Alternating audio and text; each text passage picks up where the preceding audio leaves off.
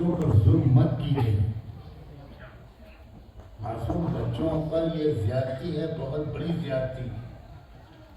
آپ ان کو عالم بنا سکتے ہیں، حافظ بنا سکتے ہیں، ڈاکٹر انجینئر بنا سکتے ہیں، وکیل اور جج بنا سکتے ہیں. آپ ان کو ان کے بہت بڑے حق سے محروم کر رہے ہیں صرف پیسے کے شوق میں. چھوٹا سا بچہ ہے اور وہ آپ کے ساتھ کام میں لگ گیا. اس کو آپ کوئی کام سکھا رہے ہیں، اب وہ زندگی بھر مزدوری کرتا رہے گا. وہ قرآن کو نہیں پڑھ پائے گا، قرآن کو سمجھ نہیں پائے گا. کتنا بڑا ظلم کیا ہے آپ نے اپنے بچے کو. آج پہلا وعدہ میں آپ سے یہ لینا چاہتا ہوں کہ آپ اپنی زندگی کی ترتیب کو بدلیں گے. یہاں آنے کا تبھی فائدہ ہوگا. رہنماؤں اور بزرگوں سے محبت کا مطلب یہ نہیں ہے کہ ان کے اوپر آپ پھول برسائیں. اس کا مطلب یہ ہے کہ آپ وہ جو کہہ رہے ہیں اس کا کہنا مانیں. آپ کیا بوڑھا باپ آپ سے پانی مانگ رہا ہے، ایک گلاس بیٹا پانی پلا دو، اور آپ پانی کا گلاس بڑھانے کے بجائے پھول برسا رہے ہیں. یہ باپ کی خدمت ہوئی؟ تو جواب دو بھائی. یہ باپ کی محبت ہوئی یا مذاق اڑانا ہوا؟ اتنی محبت کا اظہار کہ سڑک روک دی جائے، سڑک پر بھیڑ جمع ہو جائے، گاڑی کھسک نہ پائے، اس بری طرح پھول ڈالے جائیں کہ گاڑی چلانے والے کو چلانا مشکل ہو جائے. میں اس کو محبت کی دہشت گردی مانتا ہوں. یہ محبت کا جنون ہے، یہ محبت کا پاگل پن ہے. یہ کون سی محبت ہے؟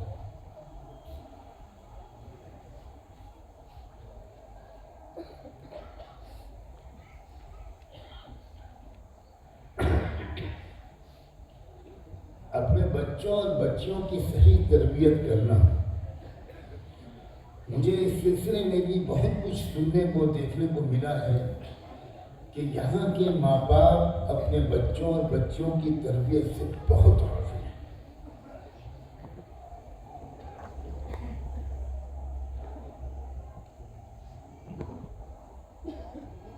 مجھے یہ بات بھی معلوم ہوئی ہے، میں جہاں جاتا ہوں وہاں کے حالات اللہ کا شکر ہے میرے علم میں آ جاتے ہیں.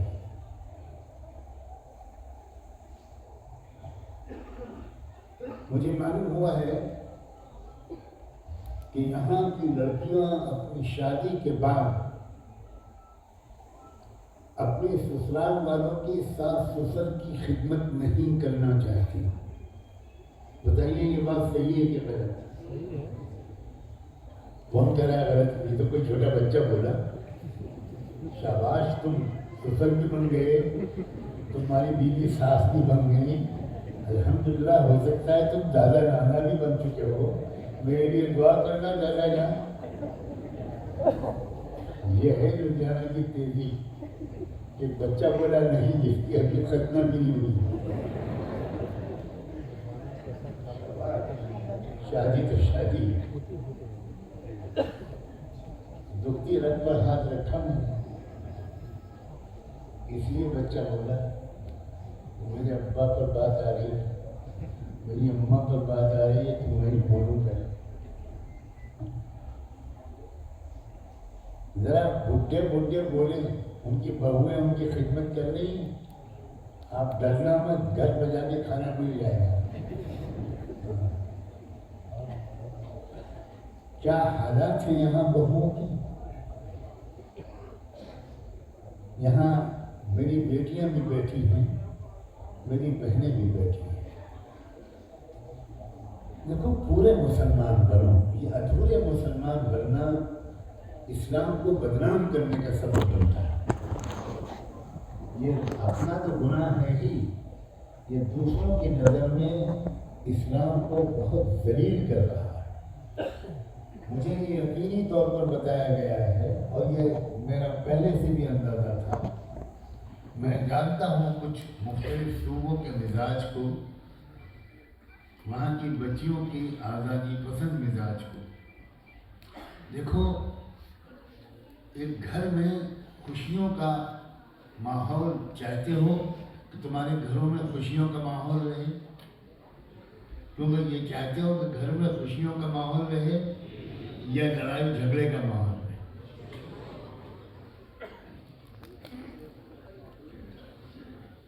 خوشیوں کا ماحول گھر میں بنانے کا ایک نسخہ بتاتا ہوں۔ شوہر جو ہے وہ اپنی بیوی کا خیال رکھے اور بیوی کے ماں باپ کا خیال رکھے، بیوی کے رشتہ داروں کا احترام کرے، ان کو اہمیت دے۔ بیوی میکے جانا چاہے تو مناسب وقفے کے ساتھ بیوی کو میکے جانے دیا جائے، چند دن وہ آزادی کے ساتھ اپنے ماں باپ کے ساتھ گزارے۔ اور اگر گھر میں خوشیوں کا ماحول چاہتی ہیں ہماری بہویں، ہماری بیٹیاں، ہماری بہنیں، تو انہیں چاہیے کہ وہ اپنے شوہر کو خوش رکھیں اور شوہر کے ماں باپ کو خوش رکھیں، شوہر کے ماں باپ کی خدمت کریں، ان کو یہ سمجھیں کہ یہ میرے ماں باپ کا بدل ہے۔ اگر یہ مزاج ہوا بہوؤں کا کہ انہوں نے اپنے ماں باپ کی خدمت تو کی لیکن ساس سسر کی خدمت نہ کی، ساس کو، بوڑھی ساس کو مجبور کیا کہ وہی سب گھر کا کام کرتی رہے، اور ذرا ذرا سی بات پر غصہ، ناراضگی، روٹھ جانا، رونے لگنا، اپنی ماں کو یاد کرتے رہنا، اس سے گھر جہنم بن جاتا ہے۔ ایک شوہر جب دن بھر روزی کمانے کے بعد تھک کر فیکٹری میں کام کر رہا ہے، کارخانے میں کام کر رہا ہے، شام کو تھکا ہارا جب گھر جاتا ہے تو ایک شوہر کی خواہش یہ ہوتی ہے کہ گھر جاتے ہی خوشیوں کا ماحول میں دیکھوں، سب کو ہنستا مسکراتا دیکھوں، بچوں کو کھیلتا کودتا دیکھوں، گھر میں محبت کا ماحول دیکھوں۔ وہ شوہر روزی کمانے کے لیے جو تھک جاتا ہے، اپنے گھر میں جا کر خوشی کا ماحول دیکھ کر اس کی تکان دور ہو جاتی ہے۔ آپ میں سے بہت سے لوگ، ان کو روزانہ یہ تجربہ ہوتا ہوگا، وہ آج چاہے میرے سامنے قبول کریں یا نہ کریں، لڑائی بھی نہیں۔ اور اگر اس کے الٹا ہوتا ہے تو کیا ہوتا ہے؟ گھر پہنچے اور بیوی کا منہ لٹکا ہوا ہے، سیدھے منہ بات ہی نہیں کر رہی، گھر میں لڑائی جھگڑے کا ماحول ہے، ماں بہو کی شکایت، بہو ماں کی شکایت، تو وہ جو شوہر کا تکان ہے وہ اور بڑھ جاتا ہے، اس کا موڈ خراب ہو جاتا ہے، اس کو غصہ آ جاتا ہے، اور گھروں میں لڑائی جھگڑے کا ماحول مستقل بنا رہتا ہے۔ بہت سے لوگ جو باہر ہنستے مسکراتے نظر آتے ہیں، وہ گھر میں ہنستے مسکراتے بہت کم ہیں، وہ صحیح میں رہتے ہیں۔ یہ اسلام نہیں ہے۔ آپ اسلام کو یہ مت سمجھنا کہ وہ آپ کو پہلے مارتا ہے، مرنے کے بعد خوشیاں دیتا ہے، یہ مت سمجھنا۔ اسلام وہ دین ہے جو پہلے دنیا میں آپ کو خوشیوں بھری زندگی دینا چاہتا ہے، لڑائی جھگڑے سے دور زندگی، غصہ گرمی سے بالکل پاک زندگی، مسکراہٹ بھری زندگی، اطمینان والی زندگی، سکون والی زندگی، یہ اسلام کو سمجھیے۔ اس لیے میں اپنی پیاری بیٹیوں اور بہوؤں سے کہتا ہوں، اللہ کے واسطے اپنی ساس کو اپنی ماں کی جگہ پر ان کا احترام کرو۔ میں کیا بتاؤں، میں کتنا دنیا کے گھروں کو ٹوٹتا ہوا دیکھ رہا ہوں اور کتنے دنیا کے گھروں کو جنت کی خوشیاں لوٹتا ہوا دیکھ رہا ہوں۔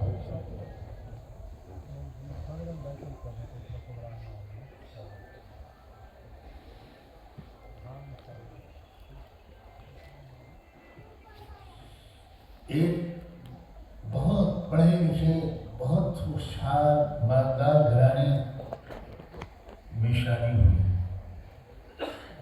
میرے ہی ذریعے سے رشتہ طے ہوا. جس لڑکی سے میں نے رشتہ کرایا وہ لڑکی امریکہ میں پڑھی ہوئی، بہت ہائیلی ایجوکیٹڈ، بہت اعلیٰ تعلیم یافتہ. لیکن اللہ کا شکر ہے کہ وہ میرے درس قرآن میں برابر شریک ہوتی تھی، اور جو بھی میرے بیانات اس کو سننے کو ملتے تھے وہ سنتی رہی. وہ دنیا میں کہیں بھی ہے تو اس نے الحمدللہ بڑی سمجھدار بچی، اس نے جو کچھ سنا اس پر عمل کیا. یہی میں آپ لوگوں سے کہتا ہوں کہ سنیے بیانات اور عمل کیجیے. آپ سنتے تو ہیں لیکن بھول جاتے ہیں، زندگی میں کوئی تبدیلی نہیں آتی. آپ بیان سننے کے شوقین ہیں، بزرگوں کو دیکھنے کے شوقین ہیں، مسافہ کرنے کے شوقین ہیں، لیکن ان کی باتوں پر عمل کرتے ہوتے آپ تو اب تک آپ کچھ اور ہو گئے ہو. آپ کی زندگی سے جھوٹ نکل گیا ہو، آپ کی زندگی سے گناہ نکل گئے ہوتے، آپ میں سخاوت آ گئی ہوتی.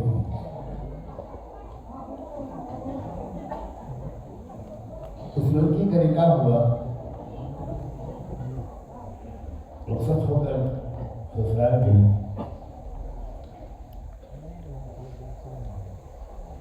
ایک ہفتے کے بعد اس لڑکی کی ساس نے،